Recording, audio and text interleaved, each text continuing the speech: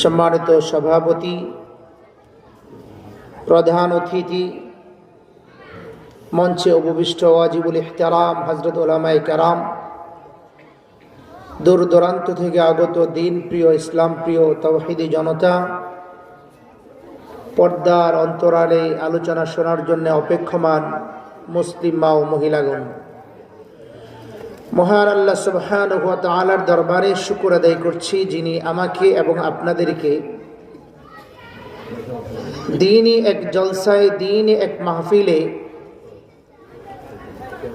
এই ফিতনা ফাসাদের জামানায় অল্প সময়ের জন্য কোরআনের এই মজলিসে আল্লাহ আমাদেরকে জমায়েত করেছেন, একত্রিত করেছেন। এই জন্য মহান মালিকের দরবারে জবান খোলে দারাজ কণ্ঠে শুকর আদায় করি, বলি আলহামদুলিল্লাহ।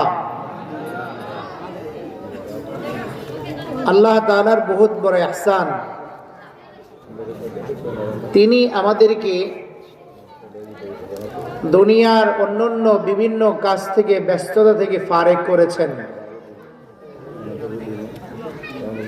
আমি আপনি কেউ নিজের ইচ্ছা শক্তি দিয়ে, নিজের যোগ্যতা বলে, নিজের শক্তিতে আমরা এই মাহফিল শোনার জন্য আসতে পারি নাই।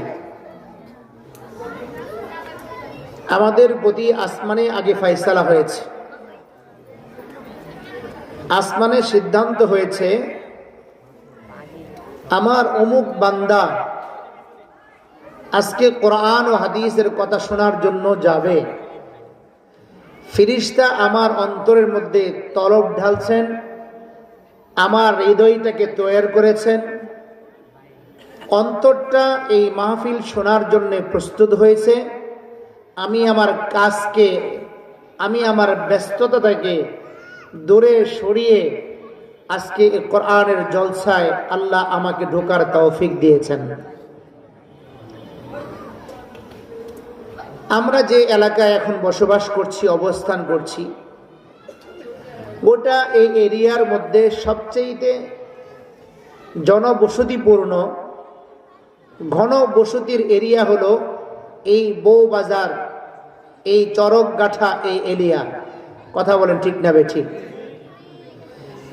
একটা গলির মানুষ যদি আজকের এই মাহফিল শোনার জন্য এখানে আসতো, তাহলে এই জায়গায় এক ইঞ্চি না, এক জাররা পরিমাণ জায়গাও বাকি থাকতো না। কথা বলেন ঠিক কিনা?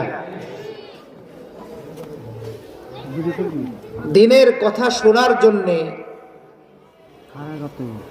কোরআন হাদিস